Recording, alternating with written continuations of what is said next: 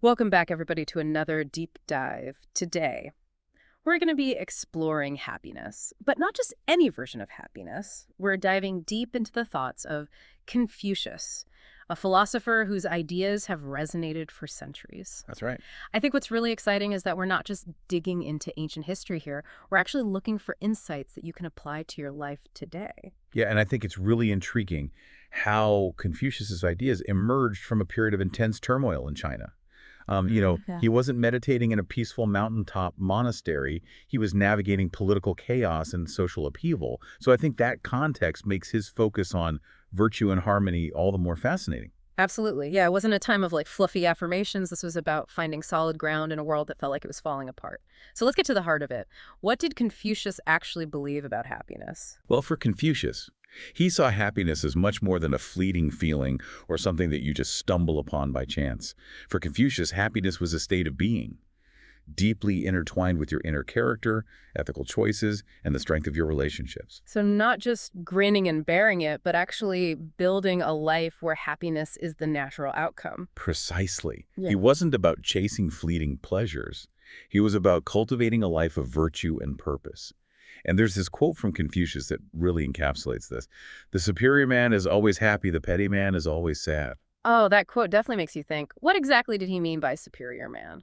It wasn't about social status or wealth, was it? Not at all. The superior man, in Confucius's view, wasn't defined by external achievements, but by a constant striving for virtue. This meant cultivating qualities like honesty, kindness, respect, and a commitment to continuous self-improvement. So true happiness, according to Confucius, isn't about reaching a certain level of success, but about the journey of becoming a better person. Exactly. And that journey wasn't a solitary one. Confucius also placed immense importance on the concept of he, which is often translated as harmony. But it goes far beyond simply getting along with others. So we're talking about more than just avoiding arguments with your family or coworkers. What's the deeper meaning here? So think of it as a state of balance and rightness that permeates every level of existence. It begins within yourself, extends to your family and community, and ultimately ripples out to society as a whole. Confucius saw strong, harmonious families as the bedrock of a happy and stable society. It's fascinating how he connected personal growth and ethical behavior to the well-being of society as a whole. It's like he saw each individual as a piece of the puzzle. And when those pieces are aligned, the whole picture becomes clear and vibrant. That's a great way to put it. And to achieve this alignment, Confucius wasn't just theorizing.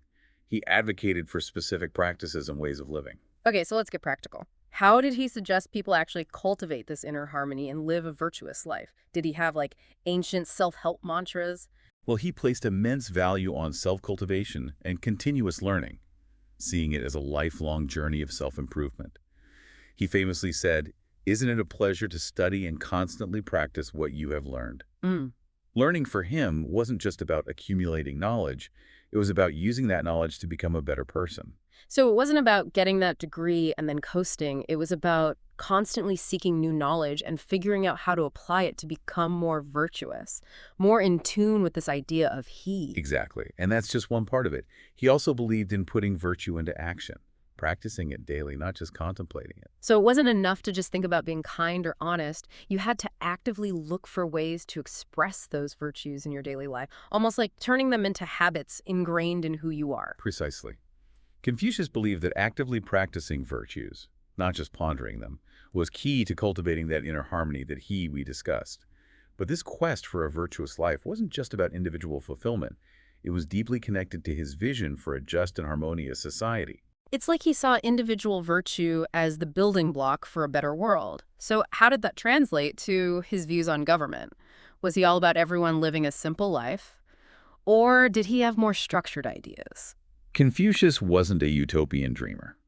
He understood that a well-functioning society needed structure and leadership, but he was adamant that leaders should be chosen based on their wisdom and virtue, not their wealth or lineage. So a meritocracy where the most capable and ethical people were in charge, Yeah. regardless of their background. Exactly. He believed rulers should lead by example, inspiring their people through their own moral conduct.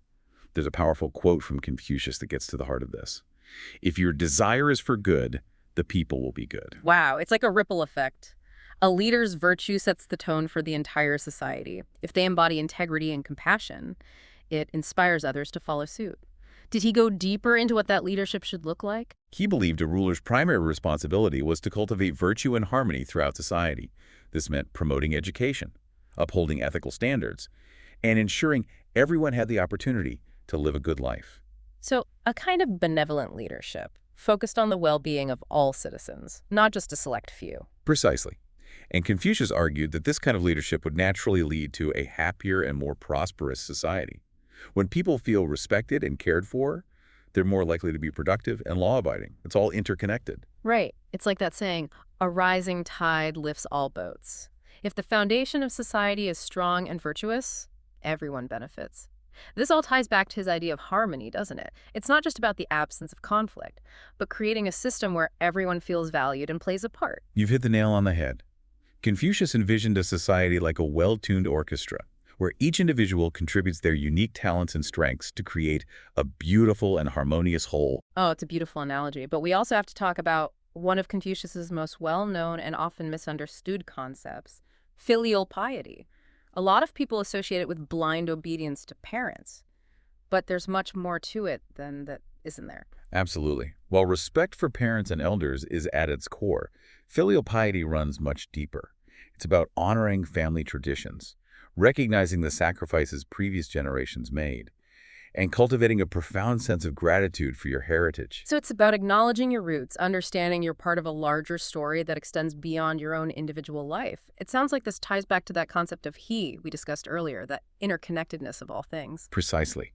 Confucius saw filial piety as a key ingredient in creating that harmonious society he envisioned. He believed that respect within the family, that reverence for those who came before you, would naturally extend outwards, fostering respect and compassion in all aspects of life.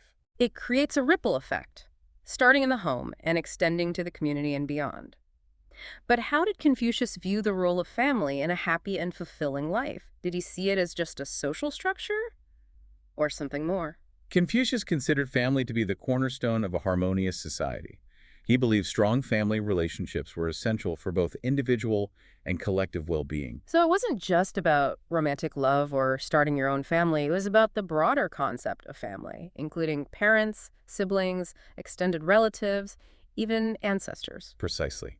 He saw the family as a microcosm of society, a training ground where individuals learn the values of respect, loyalty, and cooperation that are essential for living harmoniously with others. Almost like a mini society where you learn the skills and virtues you need to be a good citizen and contribute to the greater good. Exactly.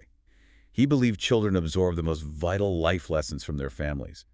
And here again, that idea of filial piety comes into play. Honoring your elders, recognizing their sacrifices. It all contributes to a sense of continuity and belonging, which Confucius felt was crucial for a happy and harmonious society. Right. It's about recognizing that you're part of something larger than yourself, a legacy that stretches back generations. And by honoring that legacy, you gain a sense of purpose and direction in your own life. You've perfectly captured the essence of his thinking. Confucius believed that strong families and deep respect for tradition were essential for moral guidance, giving individuals a framework for navigating the complexities of life and making good choices. It was about more than just warm feelings. It was about creating a foundation for a virtuous life. Right. It's almost like having a compass to guide you. And this foundation starts within the family, a place where you ideally experience unconditional love and support. That's precisely how Confucius saw it. He felt the family was a source of strength and stability, a sanctuary where you could always find acceptance, even when you made mistakes. He believed this kind of unconditional love was essential for human happiness. When people feel loved and accepted, they're more likely to be kind and compassionate toward others and to contribute positively to society. It's fascinating how it all comes back to that interconnectedness, that idea that our individual well-being is tied to the well-being of others. But what about marriage specifically? Did Confucius view it primarily as a romantic partnership, or did he have a different perspective? That's a great question.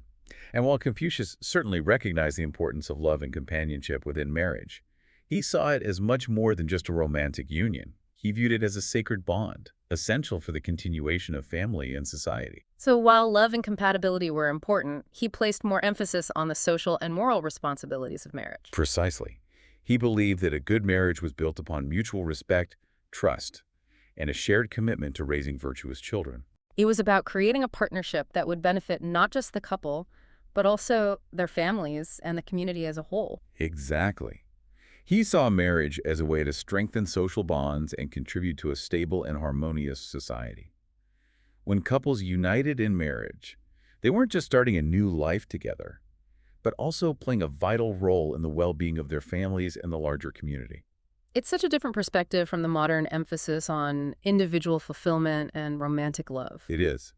But I think there's much wisdom to be gleaned from Confucius's perspective. He understood that marriage wasn't solely about personal happiness, but also about laying a strong and stable foundation for future generations. And in a world where family structures are becoming increasingly diverse and complex, his teachings about the importance of family and tradition feel more relevant than ever. Absolutely. That emphasis on respect, loyalty, and mutual support within families, those are timeless principles that transcend cultural boundaries and familial structures. We can all learn from those, regardless of our background. Okay, so we've covered a lot of ground today. We've talked about happiness, virtue, leadership, and the role of family and tradition in creating a harmonious society. And I think it's clear that Confucius's ideas, despite being over 2,000 years old, are incredibly relevant to the world we live in today. I completely agree. And what's remarkable is that even though he lived in a vastly different time, his insights into human nature and the principles of a just and harmonious society still resonate deeply. It's a testament to the enduring power of his ideas. But before we wrap up, I'm curious, is there anything in Confucius's teachings that you find particularly challenging or that you struggle to reconcile with your own personal beliefs? That's an interesting question. Where I find much to admire in Confucius's philosophy, it's important to acknowledge that his ideas weren't without their limitations. For example, some critics argue that his emphasis on hierarchy and traditional gender roles is outdated and doesn't reflect the complexities of modern society. Yeah, his views on women and their role in society were definitely shaped by the patriarchal norms of his time. And while we can appreciate the historical context, it's also important to critically examine those aspects Mhm. and consider how they might be reinterpreted in light of our evolving understanding of gender equality and social justice. Absolutely. I think that's how we honor the spirit of his teachings, Hmm. by engaging with them critically, applying them thoughtfully to our own lives, and using them as a springboard for creating a better future for ourselves and for generations to come. Beautifully said. So, we've talked about Confucius's views on virtue, leadership, family, and society, but I want to circle back to our original theme, happiness. What, in essence, was his ultimate message about how to live a truly happy and fulfilling life? It feels like we've been uncovering a treasure map to a fulfilling life. But what stands out to you as Confucius's most core message about happiness? Well, it's multifaceted, but I think at its heart is the idea that true happiness springs from aligning yourself with virtue and living in accordance with the principles of he, that harmony we keep coming back to. He believed happiness wasn't something you chase, but something that naturally arises from living a life of purpose and meaning. So, not about accumulating possessions or chasing fleeting pleasures, but about cultivating your character and contributing to something larger than yourself. Exactly. And that journey of self-cultivation is ongoing. Confucius placed great emphasis on learning and self-reflection. He famously said, "The man who moves a mountain begins by carrying away small stones." It's a reminder that even small, consistent efforts toward virtue can have a profound impact on our happiness and the world around us. It's encouraging to think that even if we haven't been living in perfect alignment with these principles, we can start making those small changes today. Speaking of starting, we've talked about the superior man ideal, but did Confucius ever address what happens when we inevitably make mistakes? Nobody's perfect after all. Right. That's a great point. And it highlights another key aspect of Confucius's philosophy, the importance of self-correction and continuous improvement. He didn't believe in dwelling on past errors or getting trapped in guilt. Instead, he emphasized recognizing mistakes, learning from them, and then taking action to make amends. So, not about punishing yourself for slip ups, but about using those experiences as opportunities to grow and course correct. Precisely. He saw mistakes as an inevitable part of life's journey, valuable lessons on the path to becoming a better person. Remember, he said, "Our greatest glory is not in never falling, but in rising every time we fall." It's that resilience, that commitment to getting back on track that marked the superior man. But what did that getting back on track look like? Was it all about grand apologies and gestures? Not necessarily. Confucius believed that true repentance was demonstrated through changed behavior. It wasn't enough to just say you were sorry. You had to prove your sincerity through your actions, by making amends and striving to do better next time. So actions speak louder than words, even when it comes to making amends. Absolutely. And he also emphasized forgiveness. He believed that holding on to anger and resentment would only poison your own heart and hinder your progress. Yeah, that's a tough one. But it makes sense. Forgiveness, both of yourself and others, is essential for moving forward. He saw it as crucial for both personal and societal harmony. Forgiveness breaks the cycle of negativity and opens the door to healing and growth. It sounds like his approach to mistakes and forgiveness was all about moving forward in a positive and constructive way. Exactly. Confucius believed the past was immutable.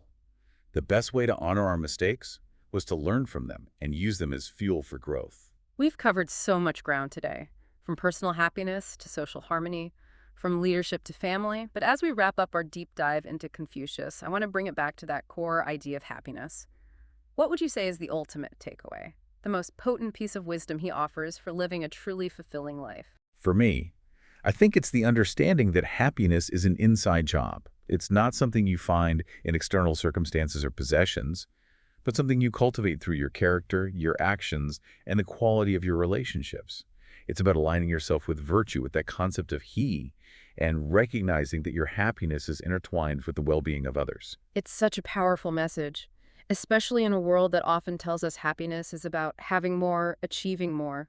Confucius reminds us that it's about being more kind, Yeah, more compassionate, more connected to something larger than ourselves. exactly. And in a world that often feels chaotic and divided, I Hmm. think that message is more relevant than ever. Well said. And on that note, I think it's time for us to surface from our deep dive into the wisdom of Confucius. It's been an incredible journey, and I hope our listeners have gained some valuable insights for living a more fulfilling and happy life. It's been a pleasure exploring these timeless ideas with you and our listeners. Remember, the path to happiness is ongoing. It's not about reaching a state of perfect bliss, but about continuously striving to become the best version of yourself. And who knows, maybe by incorporating some of Confucius's wisdom into our lives, we can each contribute to a more harmonious and fulfilling world. Thanks for joining us on this deep dive, everyone.